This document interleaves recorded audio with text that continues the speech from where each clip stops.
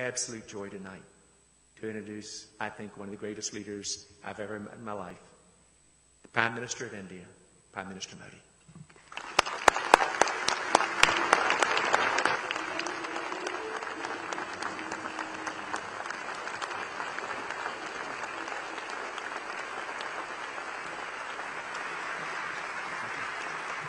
Thank you.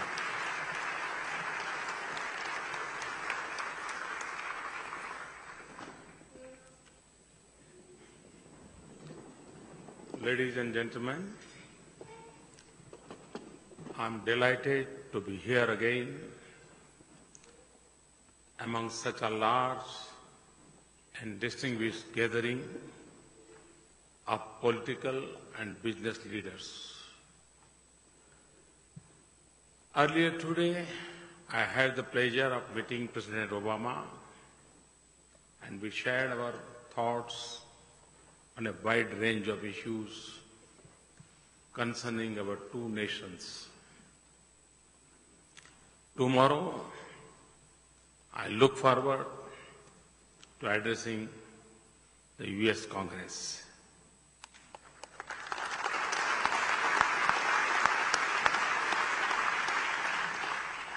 India's bilateral relationship with the United States is stronger than ever, and we both agreed that the future would be even brighter.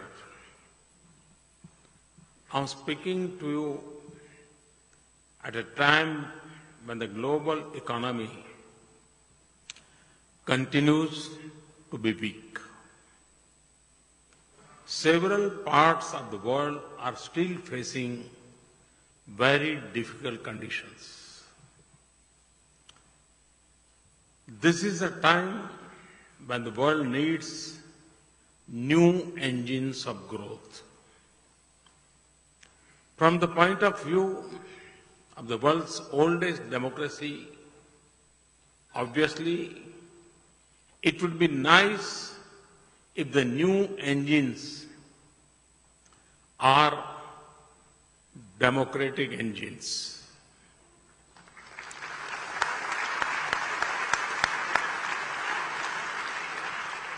I'm happy to tell you that today India is poised to contribute as a new engine of global growth.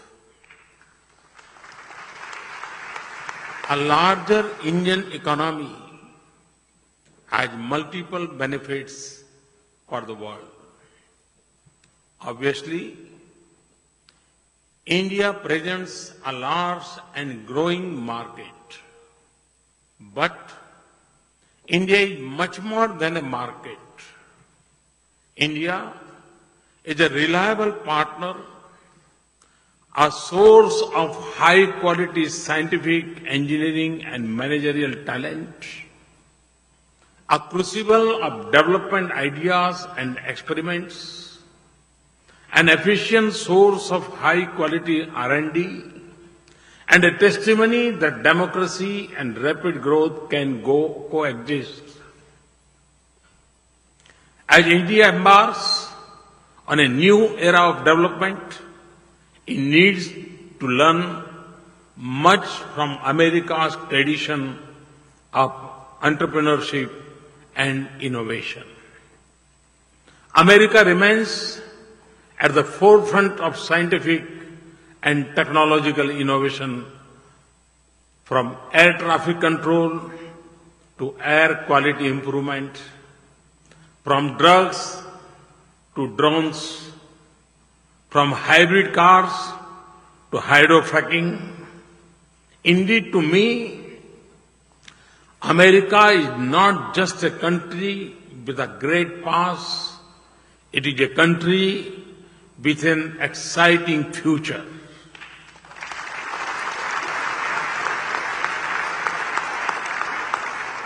I am therefore sure that ours will be a partnership which sees both nations benefit.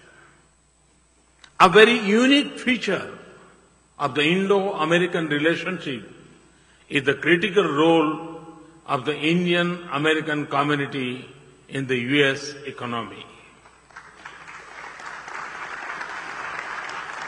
It is rare that immigrants from one nation who becomes immigrants in other enjoy such high respect and repute in both countries. Indian Americans are a powerful cementing force in our growing economic cultural ties. I have just completed 2 years in the office. When I addressed you in 2014, I had just taken over the reins of government. We face a particular challenging domestic and external environment. Confidence of investors was at a low. Doubts were being expressed about the future of the Indian economy. The business community was unhappy with the inertia and stagnation that had set in. There was frustration with archaic policies and red tape. In 2 years, we have managed to overcome the odds and register an impressive economic performance. I want to take this opportunity to describe to you the key elements of our policies. I have said several times that my aim is to reform, to transform. For me, reforms are those policies that transform the lives of ordinary citizens. In the last 2 years, we have taken a comprehensive package of reforms which go beyond more economic reforms. I can classify them into 4 types. First, macroeconomic policies to create a strong foundation. Second, policies to stimulate growth and employment through investment and trade and to increase efficiency and productivity. Third, policies to ensure that growth benefits to the poor and the weaker section of the society, including women and farmers. Fourth, a frontal attack on corruption. Let me start with my macroeconomy.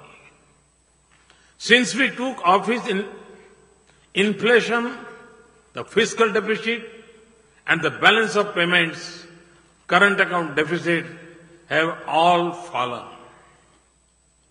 GDP growth, foreign exchange reserves, stock market valuations and investors' confidence have all increased.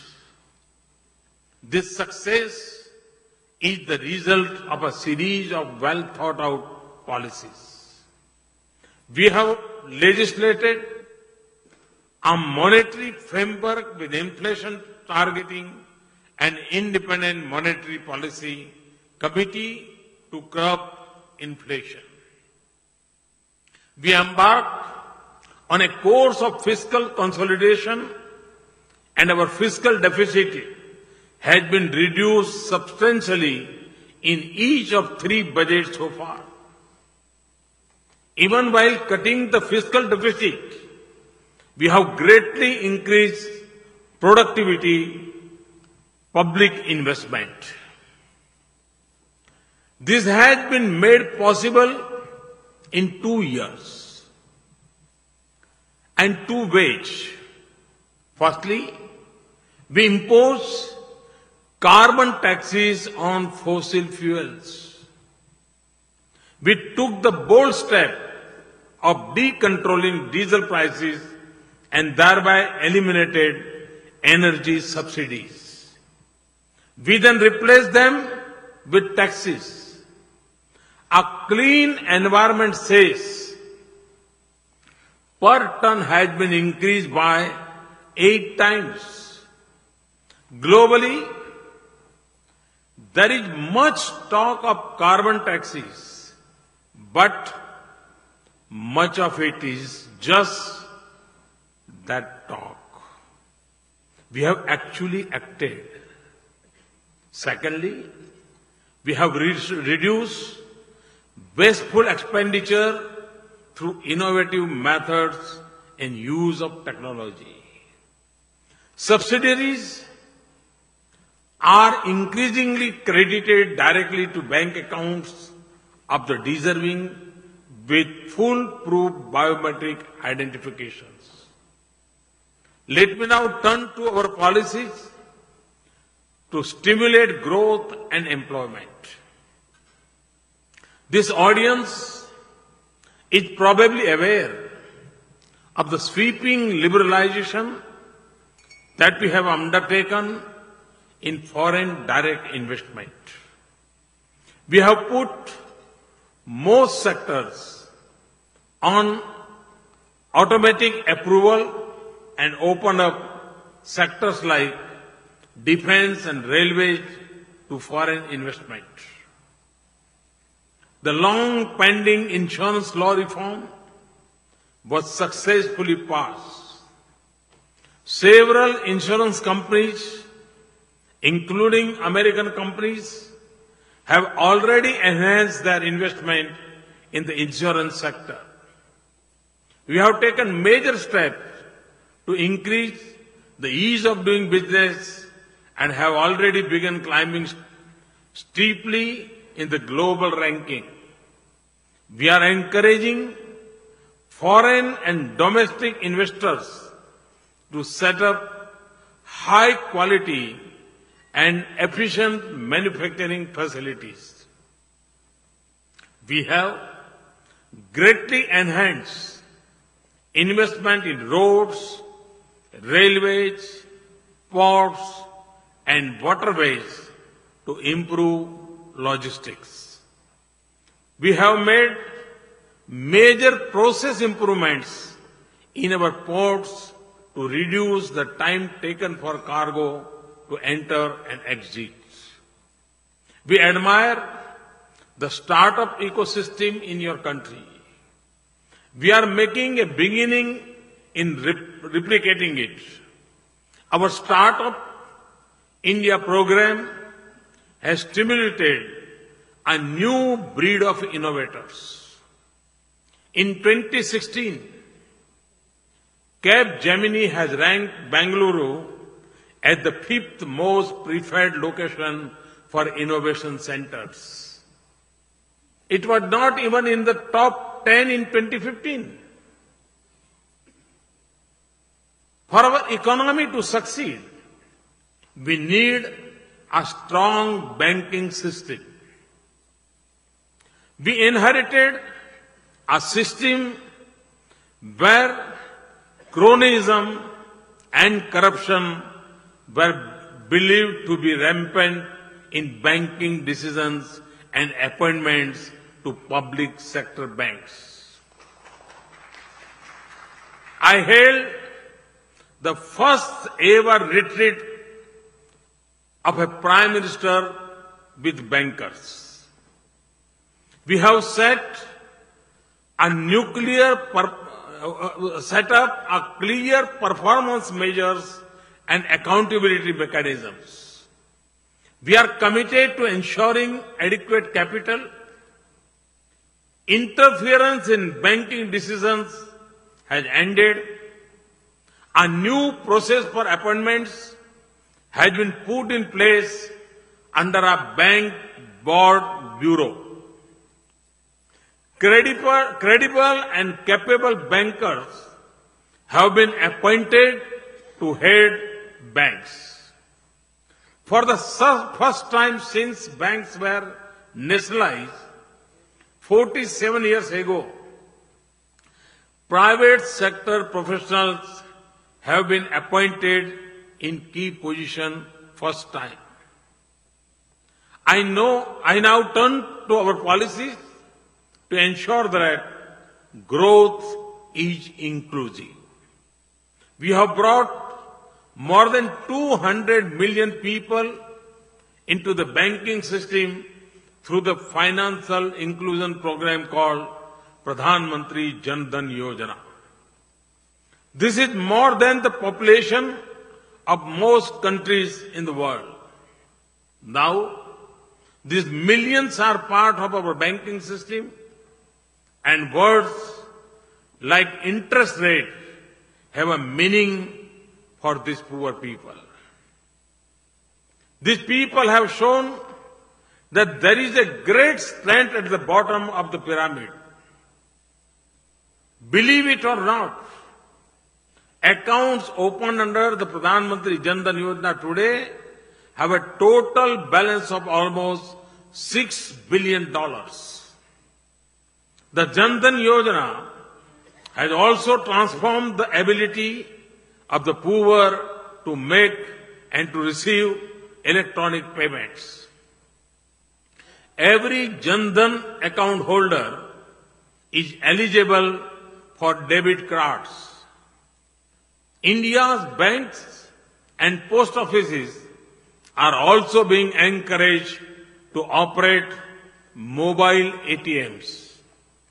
Mobile ATM is one where cash can be drawn and simple banking tasks done through a handheld device. We have provided a safety net through new social security schemes. We have introduced 3 non-subsidized but low-cost schemes covering accident insurance, life insurance, and pensions. Because of their massive coverage, the premiums are low. There are now over 120 million subscribers. We have paid special attention to gender justice into empowering women. We have a new saving program to help pay for girls' education with a special high rate of interest. To relieve rural women from the health hazards of cooking with firewood, we are giving 50 million new gas connections in poor rural areas. Under our new self-employment financing program called Mudra, Pradhan Mantri Mudra Yojana, over 70% of the beneficiaries are women. More than 27 million new women-headed businesses have been assisted. We have changed our policies to allow women in combat roles in the armed forces. New rules are increasing the representation of women on corporate boards of directors. Agriculture remains India's mainstay in terms of providing livelihood. There was a tendency to deprive farmers of subsidized fertilizer by diverting it for the production of chemicals. A simple but very effective solution is neem coating of fertilizer, which makes it unsuitable for diversion. We have moved towards universal neem coating of urea. It has already saved millions of rupees of diverted farm subsidies and improved fertilizer availability to farmers.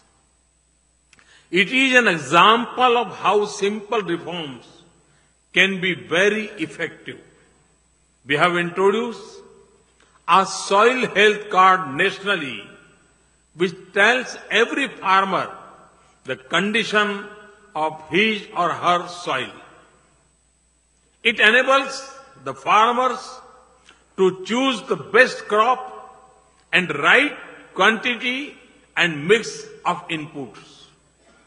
The greatly reduced wastage of inputs and increase crop yield besides protecting the soil. By reducing unnecessary chemical inputs, it is also good for health of consumers. 140 million soil health cards will be issued. This brings me to an achievement that I think even our worst critics do not dispute. This is the change in levels of corruption.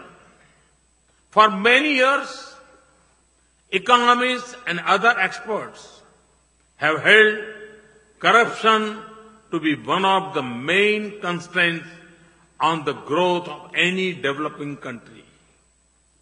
We have taken decisive steps to curb corruption. I have already referred to what has been done in public sector banks.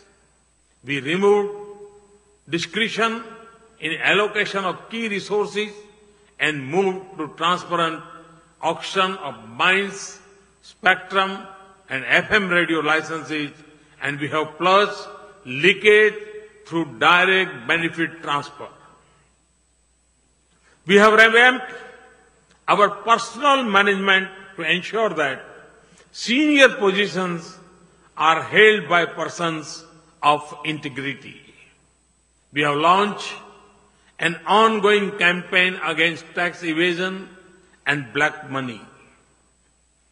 The poor are the greatest beneficiaries of the reduction in corruption. Looking to the future, let me outline what I see as the path we will follow in the coming years. Firstly, we will continue to have disciplined and prudent macroeconomic policies. I firmly believe that sound macroeconomic fundamentals are necessary foundation for long-term sustainable growth. Secondly, we will combine this with a continued stress on inclusion and equity. This is to ensure the fruits of development reach not to a few, not to many, but to all Indians. And this will also mean continuing our attack on corruption. Thirdly, we will continue to make progress on improving the investment climate and ease of doing business.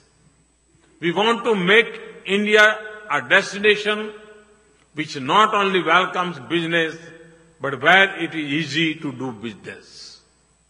We have largely achieved the first by drastically liberalizing our foreign direct investment policies. We have made a good beginning on the second and will continue to make further improvements.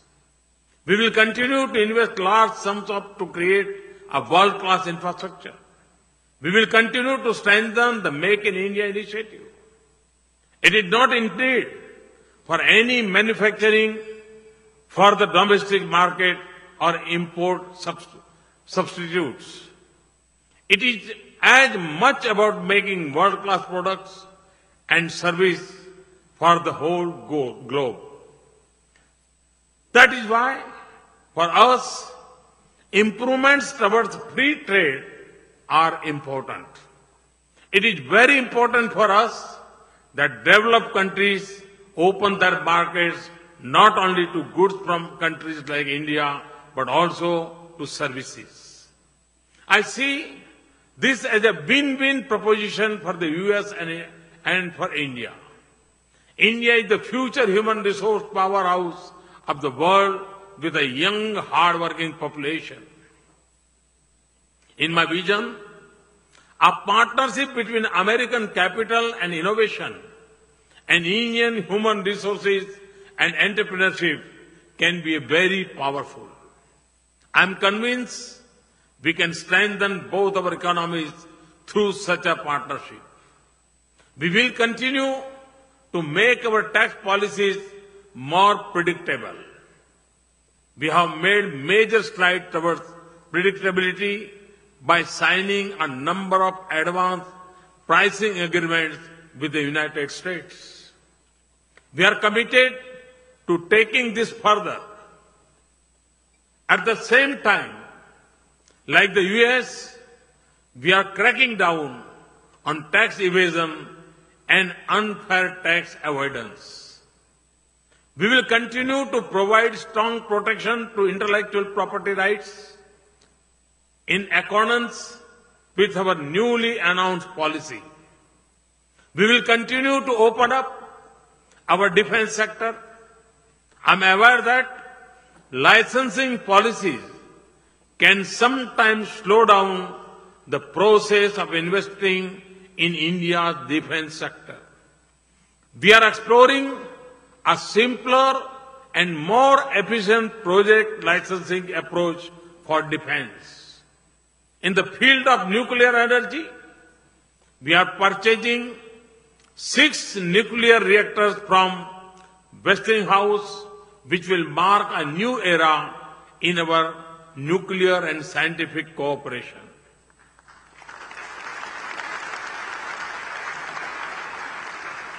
I was delighted when GE became one of the first companies to make a major investment in the newly liberalized railway sector.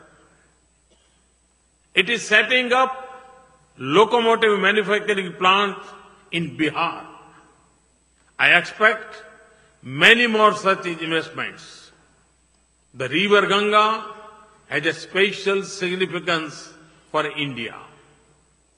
The Namami Gange program to clean the river Ganga is on the verge of taking off.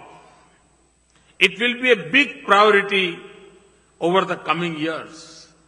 This project offers major opportunities for American companies with their expertise in environmental engineering, water and sewage treatment, and the like.